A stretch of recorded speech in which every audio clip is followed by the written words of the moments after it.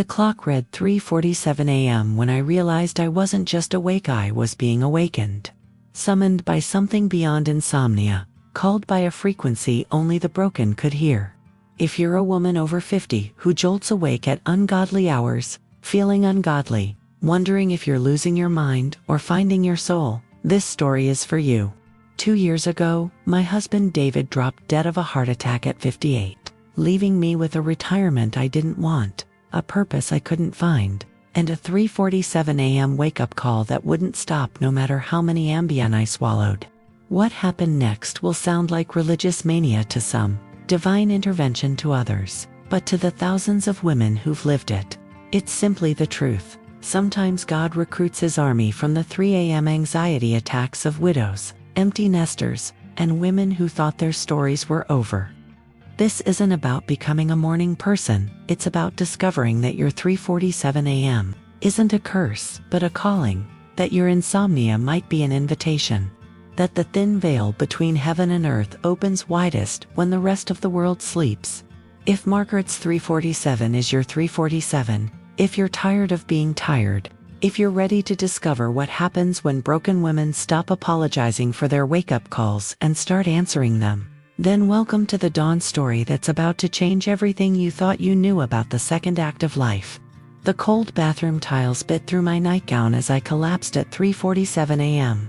My body shaking with sobs so violent they felt like labor pains, except I was giving birth to nothing but emptiness.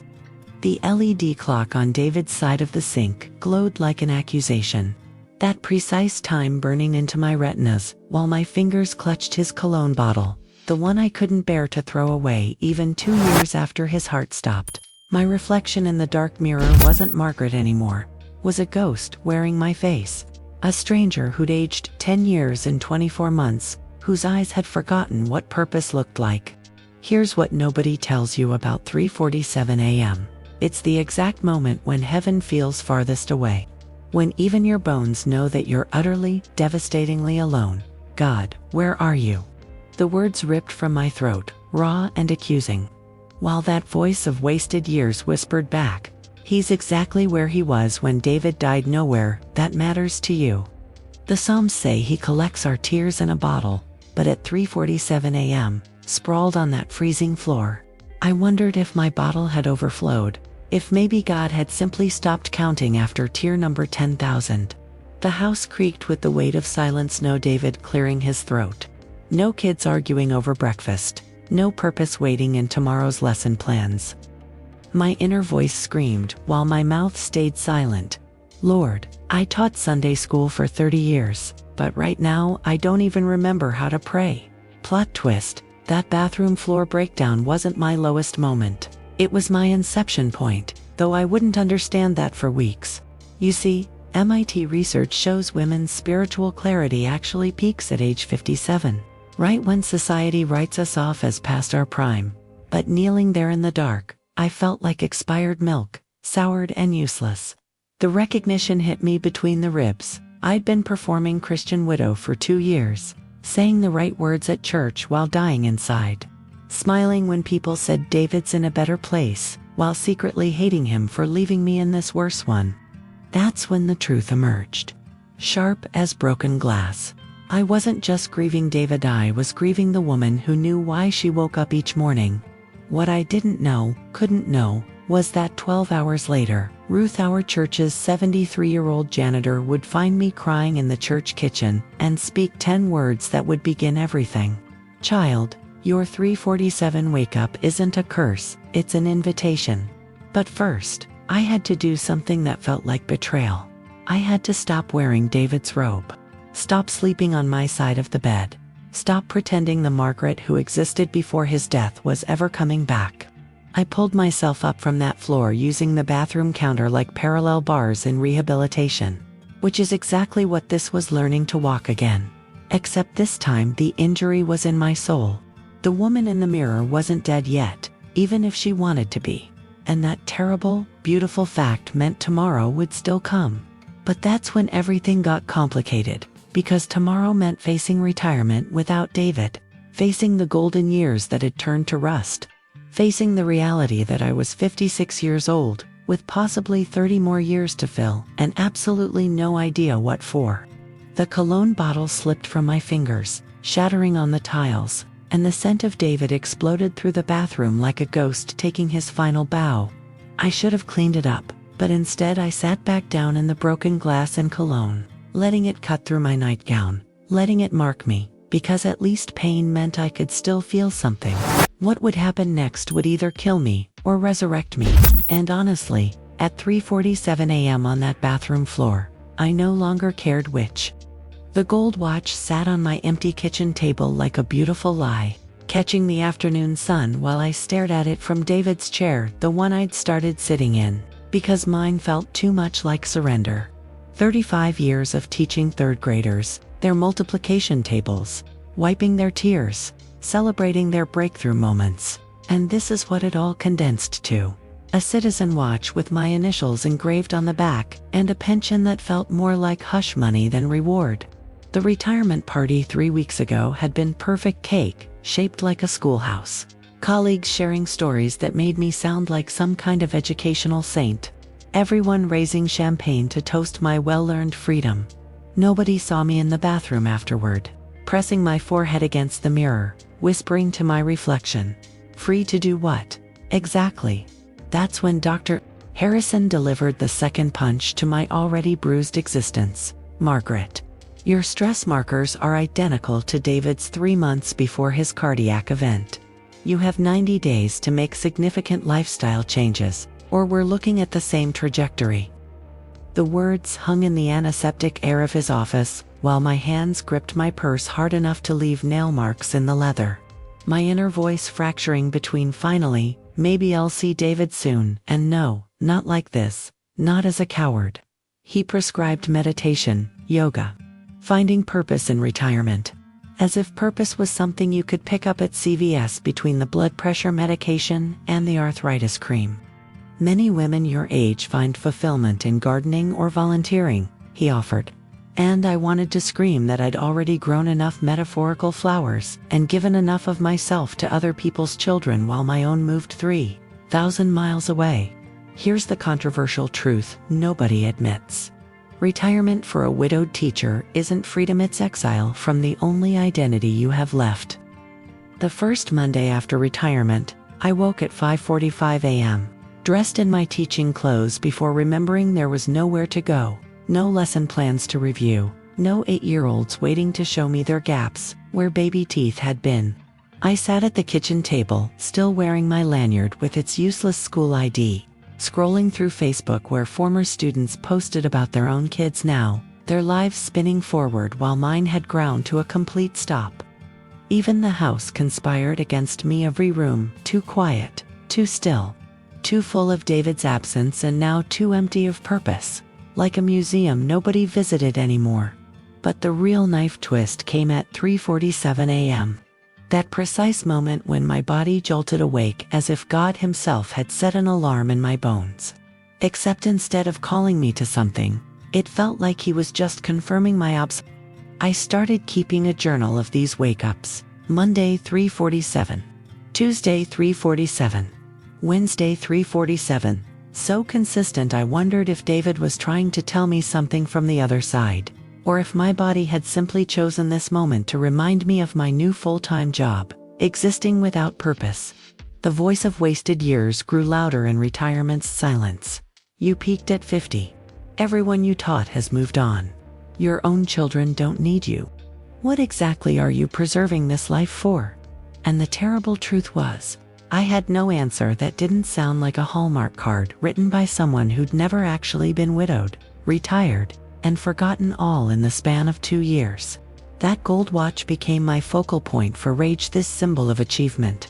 That felt more like a participation trophy for surviving rather than living. 3 weeks into retirement, at 3:47 a.m., I took that watch and hurled it against David's study wall, watching it explode into gears and springs. Its mechanical heart scattered across the floor like mine had been since his death. But as I knelt to collect the pieces, my fingers bleeding from the sharp edges, something shifted. If the watch could be broken down to its smallest components and still be gathered up, maybe I could too.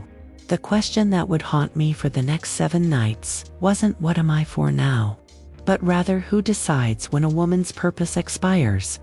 And that question would lead me straight into the spiritual battle of my life.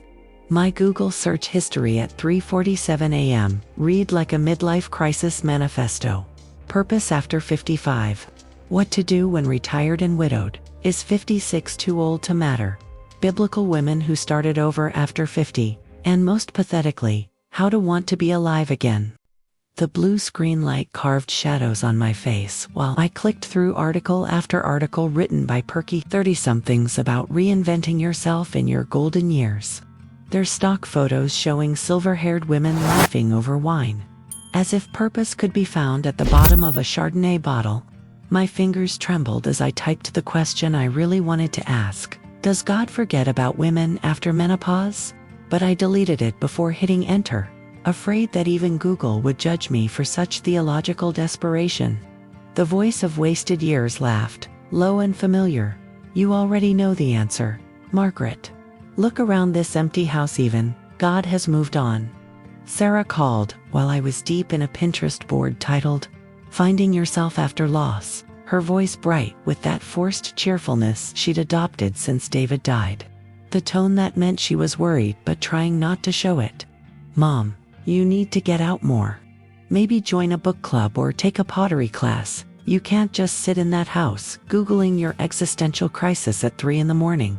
I wanted to tell her that I could see her active status on Facebook at the same ungodly hour, that maybe we'd both inherited this 3:47 a.m. curse.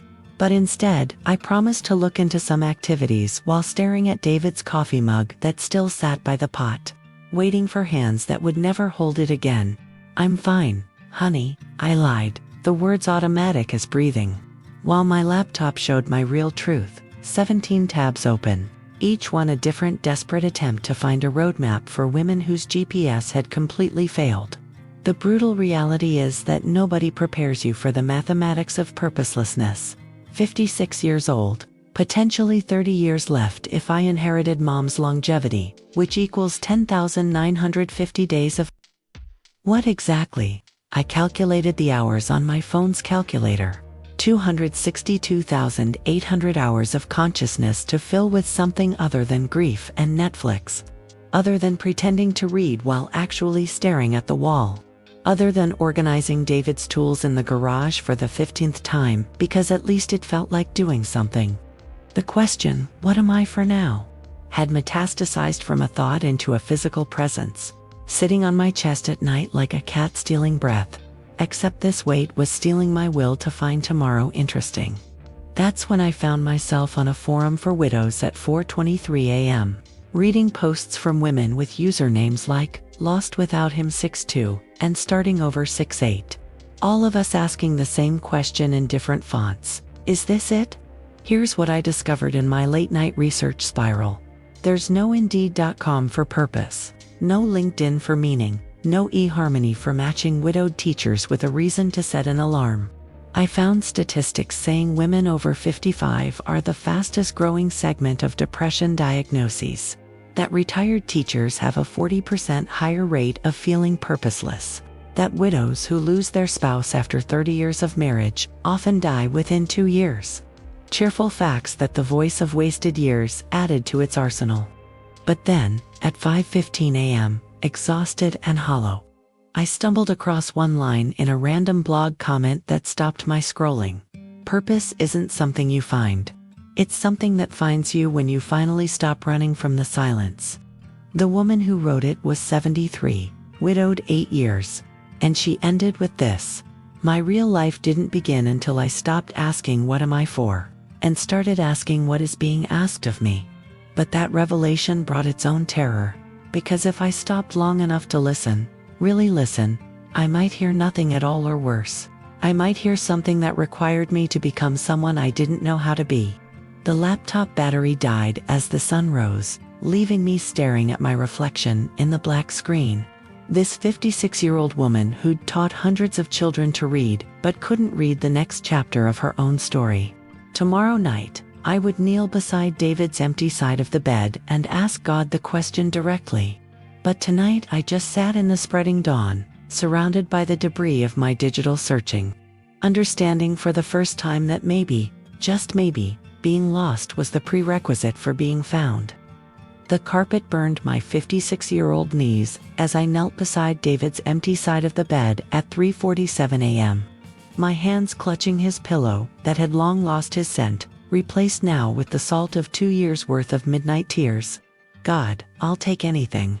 I sobbed into the darkness, my voice cracking like a teenager's, raw with the kind of desperation that strips away all pretense of dignity. A sign, a purpose, a reason to keep waking up. I'm not asking for David back. I know that's not how this works, but I'm drowning in all this leftover life and I don't know how to swim anymore. The words poured out like water from a broken dam.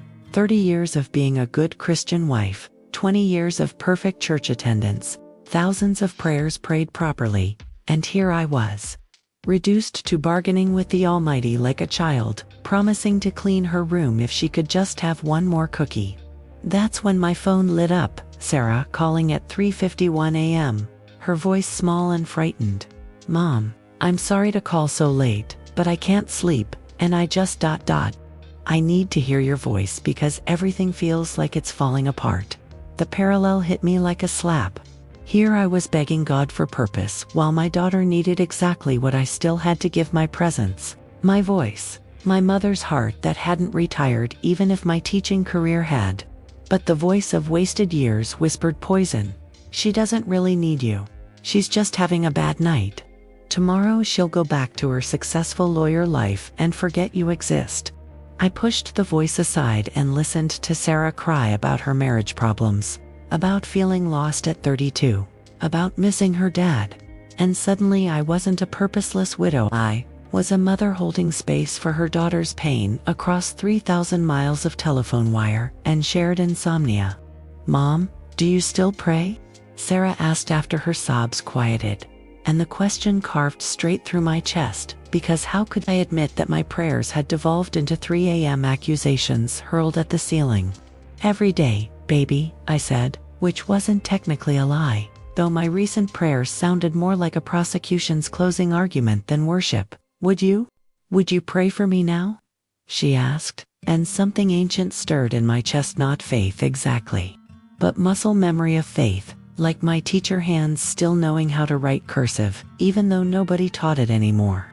So I prayed aloud for my daughter, my voice growing stronger with each word, weaving scripture I thought I'd forgotten into blessings I didn't know I still had to give, until Sarah whispered, Mom, you sound different, powerful, like you used to. The call ended at 4:27 a.m., and I remained on my knees, but this time not in desperation and recognition.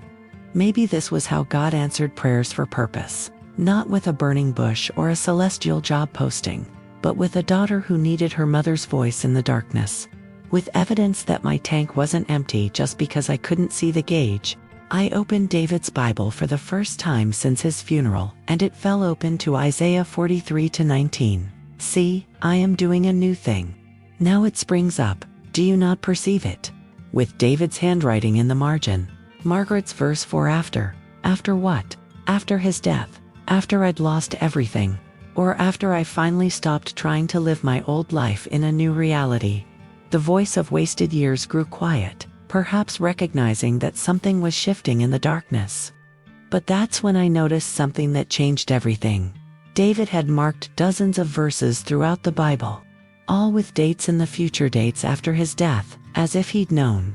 As if he'd left me breadcrumbs for this exact moment of surrender. One note, dated for this very week, simply said, she'll be ready for 5 a.m. now. 5 in the morning. Ready for what? The questions multiplied, but for the first time in 2 years, they felt like invitations rather than accusations. Tomorrow, I would set an alarm for 5 a.m. Not because I understood, but because David and maybe God seemed to think I was ready for something I couldn't yet name. The iPhone alarm labeled New Life shrieked at 5 a.m., and I slapped it silent with the coordination of a drunk bear, my body protesting this voluntary wake-up when it had grown accustomed to the involuntary 3:47 a.m. variety. I'd prepared everything the night before like a first day of school teacher, devotional book laid out. Coffee maker programmed, David's Bible open to Psalms. Even a vanilla candle ready to light as if I could Pinterest my way into spiritual breakthrough. But when I sat in the dark living room, wrapped in my own robe instead of David's for the first time, the silence felt aggressive, like it was daring me to fill it with something meaningful. 10 minutes in, I'd already checked Facebook twice, reorganized the coffee table 3 times, and written exactly 0 profound prayers in my new journal, which glared at me with its offensive blankness. Here's what your pastor won't tell you. God speaks louder in your kitchen at 3 a.m. than in most Sunday services. But that doesn't mean he shows up on demand at 5 a.m. just because you set an alarm. I tried everything that morning, standing, sitting cross-legged on the floor like some kind of geriatric yoga practitioner. Even lying prostrate on the carpet until my back spasmed, the words wouldn't come. Every prayer felt like a performance for an audience that hadn't showed up. Every scripture reading like homework for a class I was failing.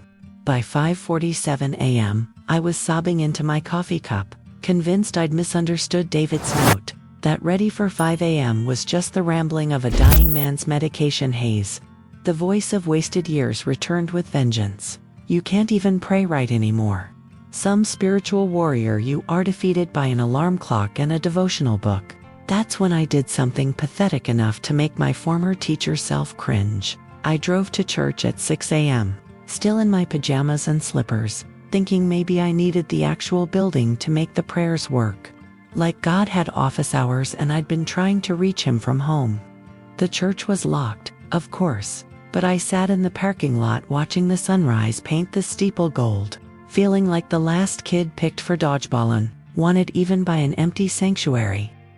This is stupid, I said aloud to no one, to God, to David's ghost, to whoever might be listening to a 56-year-old woman having a breakdown in a Honda Civic at dawn. I'm trying so hard, and you're giving me nothing, no peace, no presence, no purpose, just more silence to fill with my failure.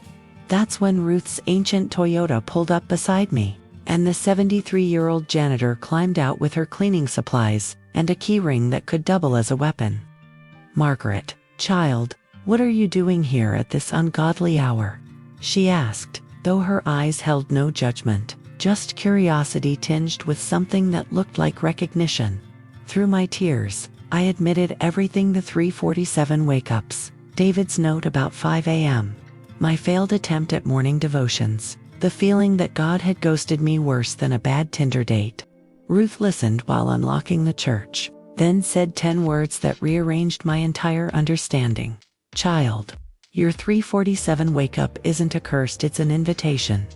She led me to the church kitchen, made us both instant coffee that tasted like punishment, and told me her own story, how she'd been waking at 3:47 a.m. for 15 years, ever since her daughter died, how she'd fought it for 5 years before realizing it was what she called thin veil time, when heaven and earth were closest, when prayers didn't have to shout to be heard.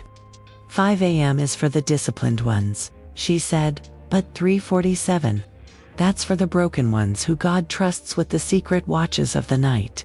But then she said something that made me question everything.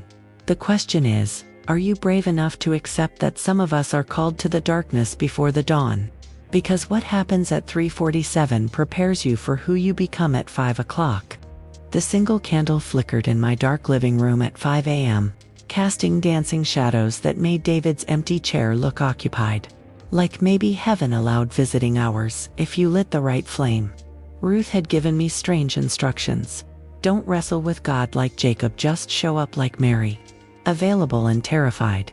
So I sat with just one verse, Psalm 46:10, reading it 20 times like a child learning phonics, hoping repetition would birth revelation. Be still and know that I am God. 6 words that I'd skimmed over for 40 years suddenly became Mount Everest. Impossible to climb because being still meant feeling everything I'd been outrunning since David's funeral.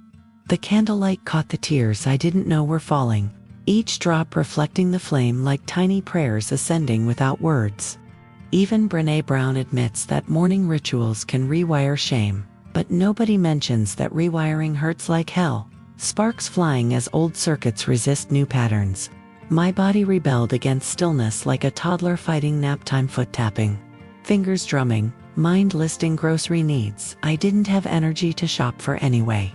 The voice of wasted years offered commentary. This is ridiculous. You're a retired teacher, not a mystic.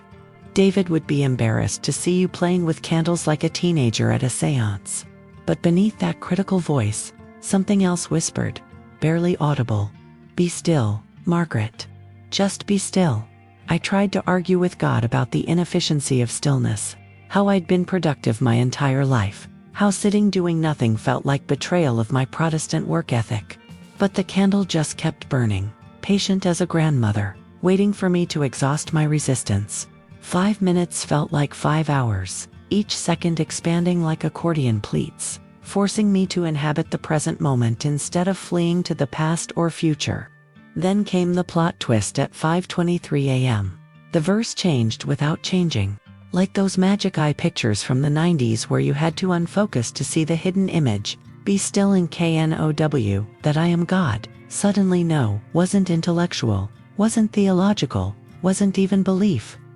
It was cellular recognition, the way your body knows your mother's voice in a crowded room, the way you know your child's cry from a playground full of children. My breathing slowed to match the candle's flicker, and for 7 seconds I counted them. The crushing weight on my chest lifted just enough to let me glimpse what still actually meant. Not motionless, but surrendered, not empty but receptive, not dead but dormant like a bulb in winter soil. The voice of wasted years went silent, perhaps stunned that such a small shift could crack such a large fortress. Ruth had warned me, don't expect fireworks. God usually whispers in the morning, saves the thunder for people who won't listen otherwise.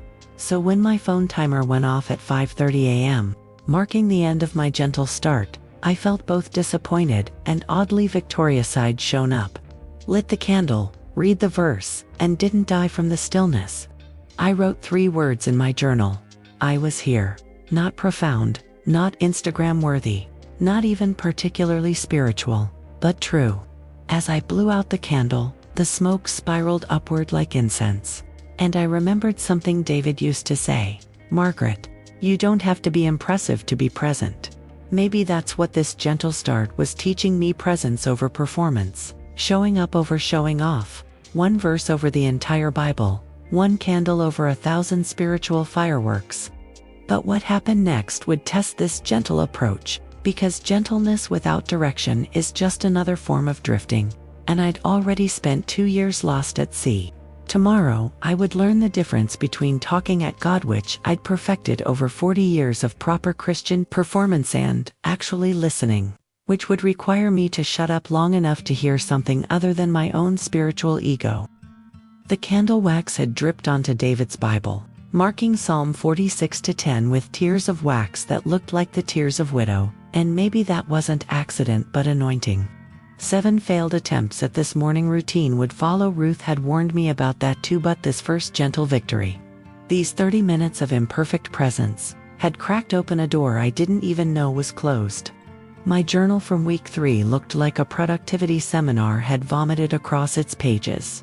Color-coded prayer categories, bullet-pointed praise items, numbered Thanksgiving lists, and a spreadsheet, an actual spreadsheet of people to intercede for, complete with columns for date prayed and outcome observed. I'd transformed my 5 a.m. hour into spiritual homework, attacking prayer like I used to attack lesson plans. Because if Margaret Ann Robertson was going to meet with God, she was going to be prepared. Damn it. But at 5:17 a.m. on a Tuesday, that would change everything. My pen ran out of ink mid-sentence while writing prayer request number 47. Better organizational system for prayers, and I actually laughed at the cosmic joke of it all. The voice of wasted years sneered, "You're turning God into another lesson plan, another curriculum to master. You've learned nothing." That morning, inkless and exhausted from my own spiritual striving, I did something radical. I shut up, not just paused between petitions, not just took a breath before the next Thanksgiving bullet point, but actually, genuinely, stopped talking at God like he was a divine vending machine requiring exact change. I sat in the candlelight with my hands empty, no pen, no journal, no Bible, even just Margaret in her pajamas at 5:18 a.m., listening to the silence that wasn't actually silent at all. The house creaked its morning settling sounds. The coffee maker gurgled its final drops. A bird outside began its pre-dawn warm-up, and beneath it all, my own heartbeats, steady as a metronome, keeping time to a song I'd been too busy to hear. "Okay, God," I whispered, "your turn." What happened next wasn't audible, wasn't a vision, wasn't even particularly mystical. It was more like remembering something I'd always known but kept forgetting. Like my grandmother's maiden name suddenly surfacing after years of blankness. The thought arrived fully formed. "I don't need your performance, Margaret. I need your presence." Not King James formal, not the Antho holy, just conversational. Like David used to talk to me over morning coffee, and that familiarity broke something open in my chest. I started ugly crying, not the delicate tears of spiritual moments, but the kind that requires multiple tissues and makes your face splotchy for hours. Because for 40 years, I'd been martyring my way through faith. So busy serving God, I'd never actually sat with Him. So focused on getting prayer right, I'd forgotten prayer was a conversation, not a presentation. Ruth had mentioned others that morning when she brought me homemade banana bread and found me at the kitchen table, surrounded by torn-up lists and a journal I'd thrown across the room in frustration. "There are 12 of us now," she said casually, like she was mentioning a book club rather than a secret society of 3:47 a.m. warriors. Women who wake in the thin veil time, who've learned that listening prayer isn't passive, it's the most active thing you can do. We call ourselves the Watchers. She pulled out her own journal, pages soft with years of use, filled not with lists but with fragments, single words, sketches, Bible verses that appeared random but weren't. Dreams recorded in rushed handwriting. "This is what listening looks like," she said, "messy and complete, but real. God doesn't speak in bullet points, child, He speaks in whispers, metaphors, sudden knowing, recurring themes. You have to stop being the teacher long enough to be the student." But accepting this meant crossing a threshold I couldn't uncross. It meant admitting that my type of personality, my color-coded systems, my 40 years of doing Christianity correctly had been more about control than connection. It meant that maybe, just maybe, the voice of wasted years was actually the voice of wasted effort. All those decades of performing faith, rather than living it. Tomorrow at 5 a.m., I would try something terrifying. I would arrive empty-handed, empty-minded, just empty, and see what God might pour into a vessel that finally stopped trying to fill itself. The torn-up lists in my trash can looked like confetti for a funeral. The death of Margaret, the spiritual achiever. The birth of Margaret, the listener, and maybe that's exactly what they were. My journal entry for November 15th wrote itself at 5:23 a.m., my hand moving across the page while my mind stood back in shock, watching words appear that I hadn't consciously chosen. "You're not too late, Margaret." Moses was 80. Sarah was 90. Mary was nobody until she was somebody. Your students are grown, but your classroom isn't closed. It's just relocated to 3:47 a.m. The pen dropped from my trembling fingers as those last 5 words blazed across my consciousness like skywriting, and I knew with the kind of certainty that bypasses logic, that this wasn't my subconscious playing games. The voice of wasted years rose up immediately, defensive and mocking. "This is grief-induced psychosis. You're writing fairy tales to yourself because reality is unbearable. David would be mortified to see you claiming divine dictation like some strip mall psychic." But here's the thing about fear. It only screams that loud when truth is getting too close for comfort. I picked up the pen again, and more words flowed. Every 3:47 wake-up has been training. Every tear has been consecration. Every moment of purposelessness has been emptying you for this new purpose. You think you're broken, but you're finally broken open. My rational mind cataloged all the reasons this was impossible: psychological projection, wishful thinking, too much banana bread before bed. But my spirit recognized the voice like a child recognizes their father's footsteps in the hallway. The candle flame suddenly shot up 3 inches without any draft, and I swear I heard David laughing. Or maybe it was God, or maybe it was just my own soul remembering what joy sounded like. The message continued, this time addressing my specific terror. Sarah will come back, but not until you stop needing her to. Your students still need what you have to teach, but the subject has changed from multiplication to multiplying faith. The voice that tells you you're wasted is the same one that told Moses he couldn't speak, told Sarah she couldn't conceive, told Mary she couldn't possibly be chosen. That voice has been lying since Eden, and you've been believing it since David's funeral. Stop. The pen moved faster now, filling pages with instructions I didn't understand yet. Create sacred space in David's study. Light 7 candles every Tuesday. Write letters to your future self. Document every 3:47 wake up. Trust Ruth completely. The others will find you.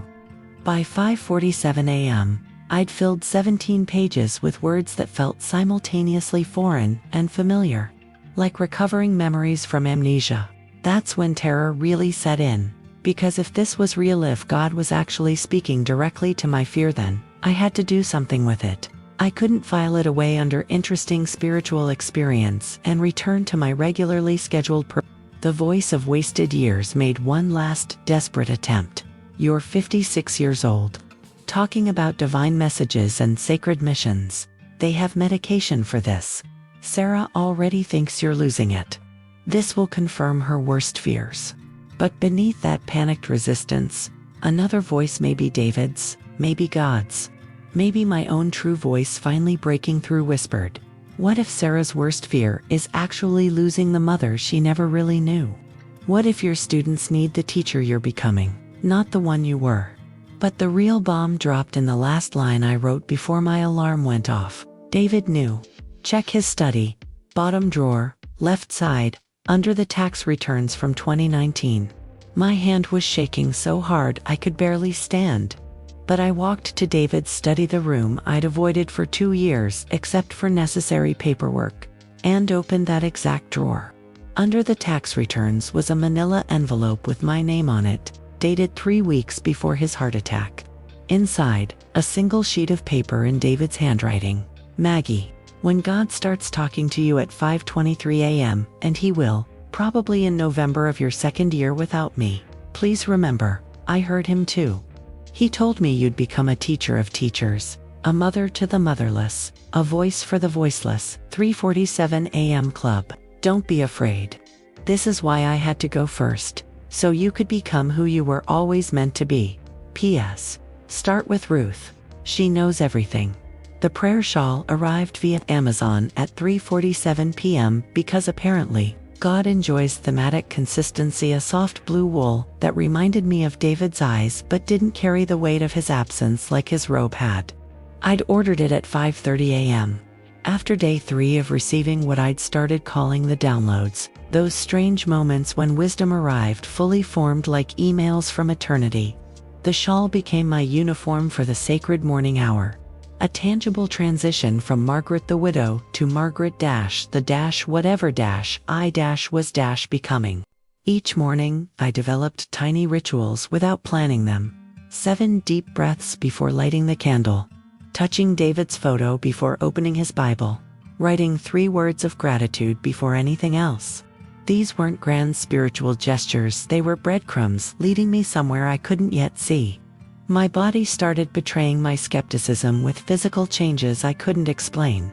The chest pains that had sent me to Dr.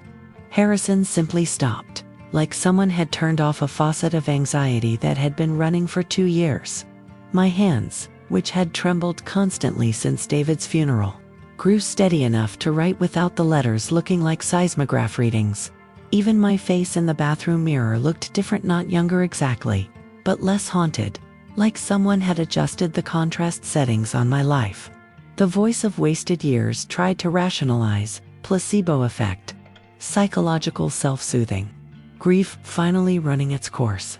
But when Jennifer from Wyoming messaged me on Facebook at exactly 3:47 a.m., a woman I'd never met who'd found me through a widow's support group saying, I see you online at this exact time every night. Are you one of us? I knew the rational explanations were running out of ammunition.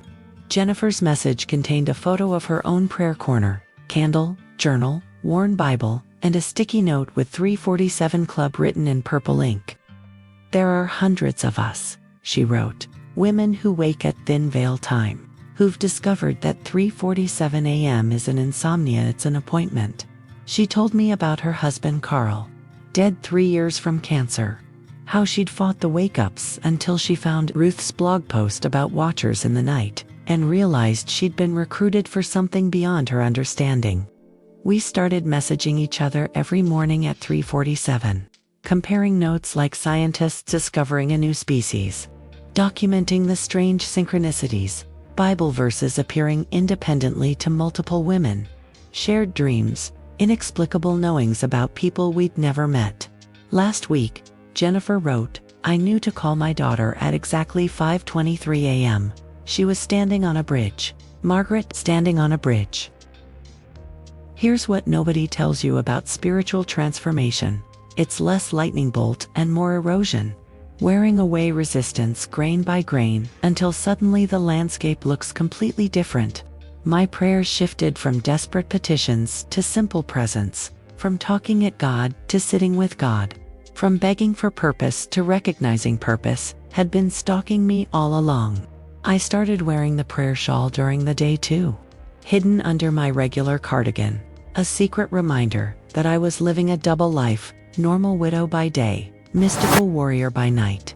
Ruth brought me a second candle, white to complement my blue one, saying, "To flames, one for who you were, one for who you're becoming. Eventually they'll merge into one fire." But the real shift happened when I stopped trying to understand and started simply accepting, like swimming with the current instead of against it. Loop A closes here. The 3:47 wake-ups weren't curse, but calling, weren't disruption, but divine appointment. Turns out that thin veil time is when heaven's Wi-Fi has the strongest signal, when the static of daily life quiets enough for deeper frequencies to break through. The chest pains doctor Harrison had warned about the ones that mirrored David's final months hadn't disappeared because I was healing. They'd disappeared because I'd finally stopped fighting my own transformation. Tomorrow, Sarah would call with her crises, and I would be ready in ways I couldn't have been 6 weeks ago. Wrapped in my prayer shawl, instead of David's grief, anchored in 3:47 a.m., instead of drowning in it. Sarah's photo sat surrounded by 7 candles at 5 a.m. Her law school graduation smile radiating the confidence that had crumbled in last night's 3:47 call when she sobbed, "Mom, I'm lost, tortured, left. The partnership fell through, and I wake up every night at the exact same time feeling like I'm drowning." The synchronicity hit like a slap. My daughter, 3,000 miles away, conscripted into the same 3:47 club without knowing it existed, both of us drowning in the same thin veil waters but swimming alone. I'd been praying for her with the efficiency of a spiritual ministerial health, success, happiness, the usual Christian mad libs of intercession, but this morning something shifted. I started praying over her, like she was physically present, like my words could travel those 3,000 miles and wrap around her like the blanket I used to tuck around her shoulders during thunderstorms. "God," I whispered, my hands hovering over her photo like a benediction. "She's mine, but she's yours. And right now she doesn't remember either truth." The prayer that emerged wasn't from any devotional book, it was raw, specific, naming her childhood fears that still haunted her adult corners, calling out the lies she believed about having to earn love through achievement, breaking agreements she'd made with despair that I didn't even know existed until the words left my mouth. The voice of wasted years tried to interrupt. "This is magical thinking. You can't prayer heal someone across the country. She needs therapy, not your religious mantras." But my mother's heart knew different, knew that distance means nothing in the spirit realm. That 3:47 a.m. exists outside of time zones. That prayer isn't limited by geography when you're operating in thin veil territory. At 5:23 a.m., my phone rang. Sarah, breathless. "Mom, the strangest thing just happened." I was sitting in my kitchen, and suddenly I felt, held, like someone wrapped me in this warm blanket. And I heard No, this sounds crazy, but I heard you singing You Are My Sunshine. Like you did when I was 5 and scared of the dark. I was still humming that exact song. My hand still extended over her photo, the candles flickering in a windless room. Baby, I said, trying to keep my voice steady, you're not crazy. You're just finally feeling what's always been true. You're covered. You're loved, and you're not alone in that 347 darkness. She started crying again. But these were different tears, relief rather than despair, recognition rather than confusion. The conversation revealed the brutal truth. I'd been praying over situations, circumstances, problems, and plans for 40 years, but rarely over actual people, their hearts, their wounds, their specific broken places that generic prayers couldn't touch. It was the difference between sending a sympathy card and showing up at someone's door with soup and silence. Sarah admitted she'd been watching me online at 3:47 too, wondering why her retired teacher mother was awake at ungodly hours, afraid to ask in case the answer was depression or insomnia or worse. But Mom, she said, these past weeks, your Facebook posts have changed. You single quotes, glowing. Even in photos, like you know something the rest of us don't. I wanted to tell her everything about Ruth, about the Watchers, about David's letters, about the downloads at 523. But instead I said, I'm learning that 347 isn't a curse, baby. It's a doorway, and apparently it's hereditary. But here's the shift that changes everything. When you stop praying over problems and start praying over people, you realize that every person is a universe of possibility, not a list of needs to be fixed. Jennifer from Wyoming had started doing the same thing, creating what she called a prayer altar, with photos of other 347 watchers, praying over them like they were family, because maybe in this thin veil realm, they were. That morning, Sarah and I prayed together for the first time in 5 years, not the polite, formal prayers of Christmas dinner, but the messy, honest, tear-soaked prayers of women who've stopped pretending everything is fine. The loop was completing. That 347 wake-up that seemed like a curse was actually a generational calling, passed from mother to daughter like eye color or stubbornness, except this inheritance was spiritual, and Sarah was just beginning to claim it. The untouched prayer corner mocked me at 7 a.m. like a stewed update. The candles unlit, the journal closed. My prayer shawl still folded on the chair where I'd left it yesterday when everything still made sense. I'd broken my 43-day streak because of a 2 a.m. panic attack that left me vomiting fear into the toilet. My body deciding that maybe the voice of wasted years had been right all along. This was too much change, too much hope, too much expecting God to show up just because I did. The attack had been triggered by finding David's life insurance cancellation notice. Dated 3 days from now, the final financial safety net about to disappear, leaving me truly alone with whatever this new life was supposed to become. By 3:47 a.m., I was in the ER, blood pressure 190/110. Nurses treating me like a cardiac event waiting to happen. Sarah on FaceTime from California looking terrified. Here's the controversial truth nobody admits. God uses your 3 a.m. darkness more than your Sunday smile. Uses your ER visits more than your prayer journal victories. Uses your broken streaks more than your perfect attendance. But lying in that hospital bed at 5 a.m., watching my normal prayer time pass without me, I felt like Peter denying Christ, all my spiritual progress evaporating because my body chose fear over faith. The voice of wasted years practically sang with vindication, see, fict, your body knows the truth, this is all self-induced delusion. The stress is killing you just like it killed David. Stop this 5 a.m. nonsense before you become another cautionary tale. The young doctor, barely older than Sarah, prescribed anxiety medication and said, Mrs. Robertson, at your age, you need to avoid stressful situations. As if widowhood was a situation you could avoid, as if purpose-seeking was an extreme sport for the elderly. But then Jennifer messaged at exactly 3:47 p.m. Missed you this morning. The whole network felt it like a frequency went quiet. Ruth says to tell you, bad nights are still holy nights. God counts broken streaks as sacrifice, not failure. Attached was a screenshot from their private Facebook group, 347 Watchers, showing 17 women had prayed over my empty spot that morning, somehow knowing I was in crisis without being told.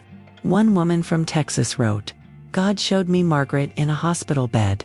Prayed Psalm 61:2 over her, when my heart is overwhelmed. Lead me to the rock that is higher than I." Another from Maine, "Saw her surrounded by white coats, but covered by blue light. The breaking isn't the ending." These women I'd never met were holding vigil for my broken streak like it mattered. Like my absence created a gap in whatever spiritual network we'd accidentally formed. Joyce Meyer once said something that changes everything. Your worst day still moves you forward if you don't camp there. So at 5 p.m., 12 hours after my failed morning appointment, I lit one candle in my kitchen, still wearing the hospital bracelet, my hair still smelling like ER disinfectant. I didn't open the Bible, didn't write in the journal, didn't even put on the prayer shawl. I just sat with that single flame and whispered, "I'm still here, God." Broken streak, broken body, but still here. The candle flickered like it was laughing, and I remembered something Ruth had said. Perfect attendance is for school. This is war, and in war, showing up wounded counts double. Tomorrow I would or wouldn't wake at 3:47. Would or wouldn't make it to 5 a.m. But tonight I was learning that failure wasn't the opposite of faithfulness. It was part of it. But what happened next would test everything, because Sarah was flying home, convinced her mother was having a psychiatric break, disguised as spiritual awakening, armed with research about religious mania in elderly women, and the business card of a psychiatrist who specialized in grief-induced delusions. The voice of wasted years had recruited an ally, and she was my daughter. Tomorrow's confrontation would determine whether this journey continued or ended with medication and medical supervision. But tonight, that single candle burned like defiance. And somewhere, 17 women I'd never met were teaching me that broken warriors are still warriors. That missed morning prayers are still counted in heaven's attendance book. That sometimes the holiest thing you can do is show up 12 hours late with hospital tags still on your wrist. The vision arrived at 5:23 a.m. like a movie projected on the inside of my eyelids. Dozens of women standing in their kitchens at dawn, candles lit, journals open, all wearing different versions of prayer shawls, their faces glowing with the same light I'd been seeing in my own mirror. They were teachers, nurses, accountants, grandmothers, widows, divorcees, empty nesters, cancer survivors, all members of the 347 Club I hadn't known existed until this moment. When God pulled back the curtain and showed me the army he'd been assembling in the thin veil hours, the download came fast and specific. Teach them what Ruth taught you. Create the curriculum you wish you'd had. Your classroom isn't closed. It's expanded to include every woman over 50 who thinks her purpose died with her old life. My hand moved across the journal, sketching diagrams I didn't understand, writing words in languages I didn't speak, downloading blueprints for something called the 5 a.m. Seminary for Second Act Saints. Joyce Meyer once said something that changes everything. Your mess becomes your message, but only after it becomes your masterclass. And suddenly I understood every 347 wake-up had been a class session. Every tear a tuition payment. Every broken prayer a practice test for this moment when purpose would arrive not as gentle suggestion but as military orders. The voice of wasted years tried one last desperate argument. You're a retired third-grade teacher, not a spiritual leader. You can't even keep your own daughter from thinking you're crazy. But the vision continued, showing me Sarah standing beside me, teaching her own section called When Daughters Wake Up, Generational Healing at 347, and I knew with terrifying certainty that every broken piece was about to become building material for something bigger than my grief, bigger than my fear, bigger than my limited imagination. Dr. Harrison called at 7:30 a.m. with my test results from the ER visit. Margaret, I don't understand this, but your numbers have completely reversed. Blood pressure, cortisol, inflammatory markers, everything's optimal. It's like you aged backward 3 years in 6 weeks, but I was barely listening.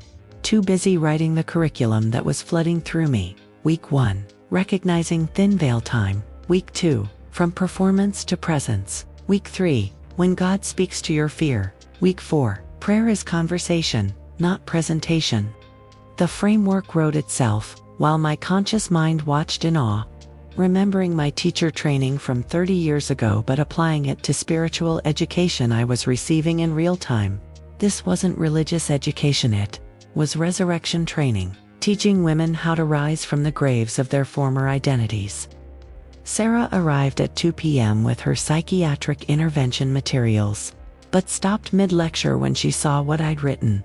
17 pages of curriculum, complete with learning objectives, assessment rubrics, and a reading list I didn't remember creating. "Mom," she said slowly, this is actually brilliant. It's like Harvard Divinity School meets group therapy meets ... Nana what?" I showed her the vision, described the women I'd seen, told her about the 347 network that had been holding me without my knowledge. Her lawyer face crumbled into something younger, more vulnerable. The psychiatrist I was going to recommend. Dr. Patricia Hoffman. She called to counsel yesterday, said she had to fly to Maine for a family emergency. "But Mom ... she said the weirdest thing. Tell your mother 347 isn't a disorder." Some of us have been waiting for someone to teach us what it means, but here's the part that changed everything. At the bottom of David's journal, the one I'd found in his study, was a note dated 5 years ago. Vision received at 5:23 a.m. Maggie will become a teacher of teachers, but first she has to become a student of suffering. The network already exists, she just has to discover it. Start date, approximately 2 years after I'm gone. Recognition sign. She designed a curriculum in one morning that would normally take 6 months. Sarah will be her first student, then her Katisha, the 5 a.m. sisters will reach thousands. He'd known, he'd seen it, he'd been preparing me without my knowledge, and maybe that's why he could die with such peace. He knew my second act was already written, waiting for me to stop grieving long enough to read the script. 2 coffee cups sat on my prayer table at 5 a.m. One for me, one for God, because somewhere between weeks 8 and 12, my desperate morning ritual had transformed into a breakfast date with the divine. The second cup wasn't symbolic. I actually expected presence to fill that space. The way you set a place for someone whose arrival is guaranteed, even if you can't see their car in the driveway yet. This morning, I found myself laughing at something nobody else would hear.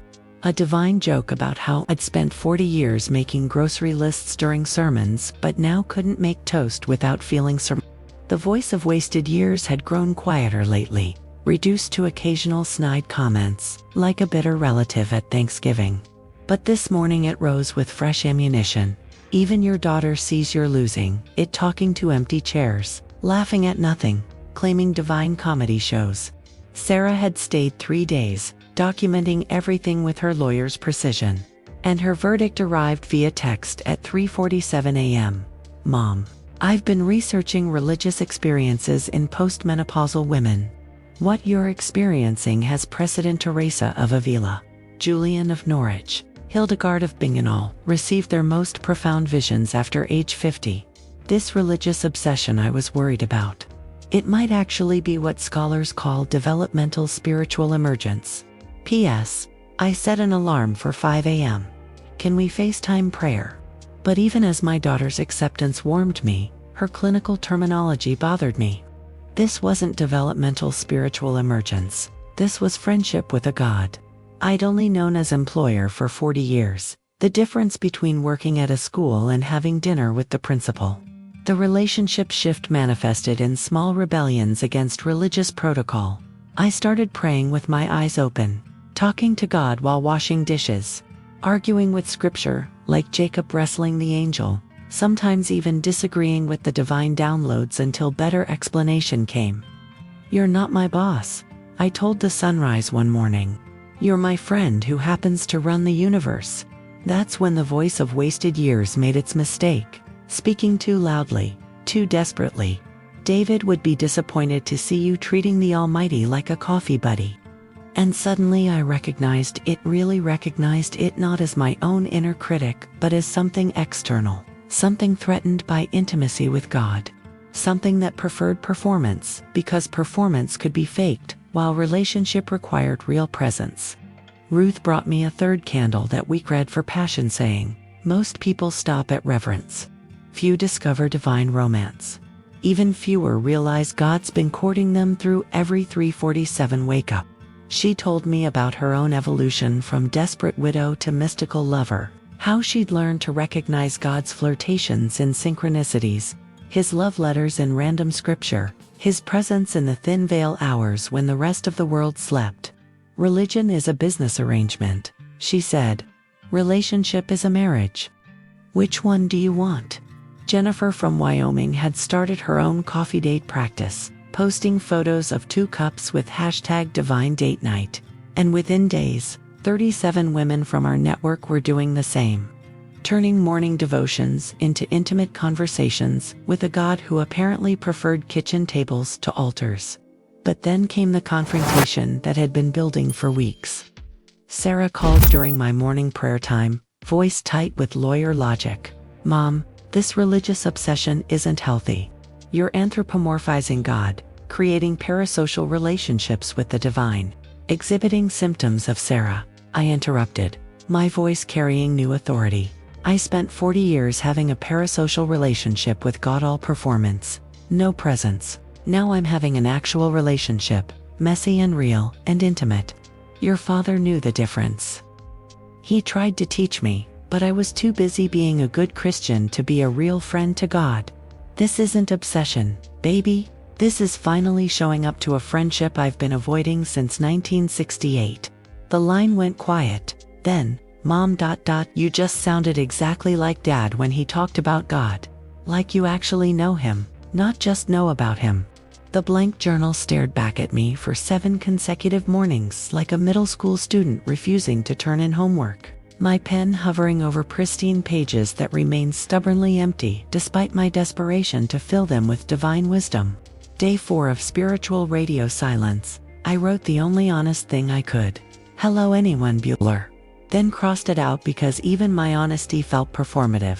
The candles still burned, the coffee still steamed, the prayer shawl still wrapped around my shoulders, but God had apparently gone on vacation without leaving a forwarding address. The voice of wasted years practically purred with satisfaction. "See, the downloads were just dopamine. The visions were just neurons misfiring. Your divine friend has ghosted you worse than a bad Tinder match." At 5:23 a.m. on day 7 of the drought, I finally cracked. "Where are you?"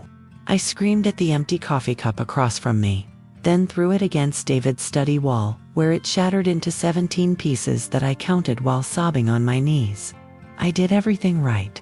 I showed up. I listened. I stopped performing and started relating.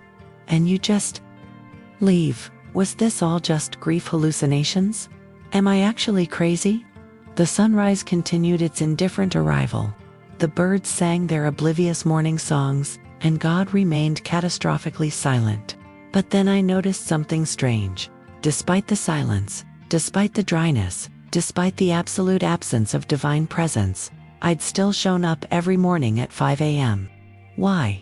If this was all delusion, why couldn't I stop? Jennifer messaged at 3:47 p.m. with perfect timing.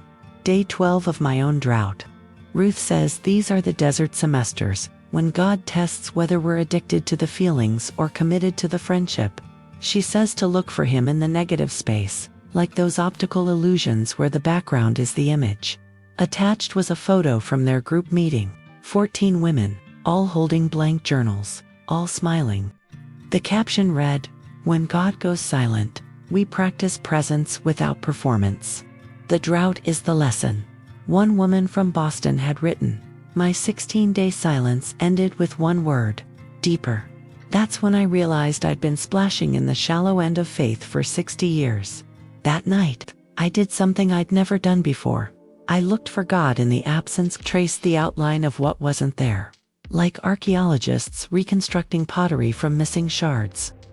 The blank journal pages weren't empty, they were full of space, holding room for something beyond words.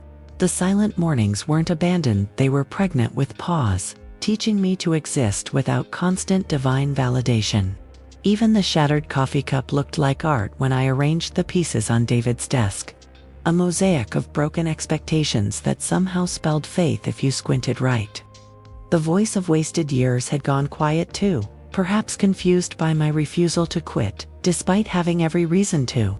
Loop B closes here with revelation. Sarah's secret wasn't just her divorce, it was her own 347 wake-ups, her own spiritual drought that she'd been hiding behind psychological terminology. Mom, she confessed that night, I've been having the blank journal days too, but I thought it meant I was doing it wrong, that God had standards I couldn't meet. But what if? What if the silence is the lesson? What if showing up when he feels absent is actually the advanced course? We sat on FaceTime in mutual silence, both holding blank journals, both learning that spiritual dryness wasn't punishment or abandonment. It was invitation to deeper wells, to faith that didn't require constant feedback, to friendship that could survive distance. But tomorrow would bring the test. Jennifer was flying in from Wyoming. Ruth was bringing 3 other watchers, and they wanted me to teach my first 5 a.m. seminary session. How could I teach when I couldn't even fill a journal page? How could I lead when I was lost in my own desert? The answer would come, but not in words and presence. In showing up empty and discovering that sometimes the best teachers are the ones who admit they're still learning, that the deepest wells are dug in drought, that God's silence might be his most eloquent love letter yet. The Facebook post cursor blinked at me for 45 minutes like a judgment, while I rewrote the same paragraph 17 times, trying to share my 5 a.m. practice without sounding like those insufferable blessed and highly favored women who make everyone else feel spiritually inferior. Draft 1 was too preachy. God told me to wake at 5 a.m. and now my life is transformed. Delete. Draft 12 was too vague. Some mornings are nice. Delete. Draft 23 was desperately deprecating. I sometimes accidentally pray, but please don't think I'm holy. Delete, delete, delete. The voice of wasted years offered its opinion. Nobody wants to hear about your prayer life, Margaret. You'll lose the 12 friends you have left. Sarah already thinks you're becoming a religious extremist. But underneath the criticism was real fear. How do you share transformation without triggering everyone else's shame? Finally, at 2:47 p.m., because apparently all important things happen at 47 minutes, I wrote the truth. I've been waking at 3:47 a.m. for months. Thought I was broken. Turns out I was being broken open. Started praying at 5 a.m. not because I'm disciplined, but because I'm desperate. Some mornings I show up. Some mornings I don't. Some mornings God talks. Most mornings he doesn't. But something is shifting in the showing up. If anyone else is awake at ungodly hours feeling ungodly, you're not alone. There's apparently a whole club of us insomniacs turned intercessors. No shame, no perfect attendance required. Just existence and espresso. I hit post before I could overthink it more. Then immediately wanted to delete it, that vulnerability hangover hitting like cheap wine. Within 7 minutes, the comments started. I thought I was the only one. 3:47 exactly here too. My husband died 18 months ago, and I wake at 3:47 crying. Wait, you mean the wake-ups might mean something? I've been hiding my 4 a.m. prayers because my kids think I'm having a breakdown. 43 women in the first hour, all confessing their own thin veil experiences, their own secret dawn appointments with the divine, their own shame about being too religious or not religious enough. Sarah called immediately. Mom, this isn't normal. Your post has 200 shares in 2 hours. Women are tagging their friends, creating groups, asking if you'll teach online. What did you start? But the real shock was the message from Pastor Williams. Margaret, whatever you're doing, keep doing it. 15 women from our congregation just signed up for Wednesday prayer meeting because of your post. They said if you can be honest about struggling, maybe church can be too. But then the backlash started, because apparently honesty threatens those who've built their identity on perfection. Martha Stewart types posting passive-aggressive responses. Some of us don't need crises to maintain our prayer life. Super spiritual. Susan, true believers don't struggle with consistency. Even my own cousin. Maybe if you'd been praying properly before, David wouldn't have. I blocked her mid-sentence because some violence is holy. The voice of wasted years tried to capitalize. See, you're causing division, making waves. Good Christian women don't air their spiritual laundry on social media. But Ruth called with perfect timing. Child, Jesus caused division too. Table flippers always upset the table sitters. Your honesty is disrupting their dishonesty. That's supposed to happen. Sarah's lawyer brain kicked in. Unexpected advocate. Mom, you need to document this. Screenshot everything. This is sociological evidence of spiritual emergence in postmenopausal women. You're not sharing routine, you're starting a movement. She helped me create a simple framework for sharing without shaming. Speak in I statements. Acknowledge multiple paths. Celebrate showing up over showing off. Normalize struggle as part of the journey. Never compare or compete. By evening, we'd created a Facebook group, 3:47 a.m. Watchers in the thin veil, with simple rules. No shame, no perfection. No spiritual Olympics. Just women waking up to wake up. 300 members by midnight, each sharing their own messy middle-of-the-night encounters with the divine. But what terrified me most was the pattern emerging. The chest pains had returned during the confrontational comments, spiking with each criticism, my body keeping score of spiritual warfare I didn't know I'd entered. Dr. Harrison had warned 90 days to change or face David's fate. Day 67, and instead of retreating into safe silence, I was apparently declaring war on religious propriety. Tomorrow, Ruth would reveal her own secret pain.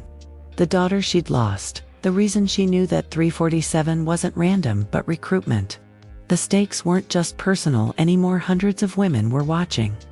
Waiting, hoping someone could make sense of their midnight awakening.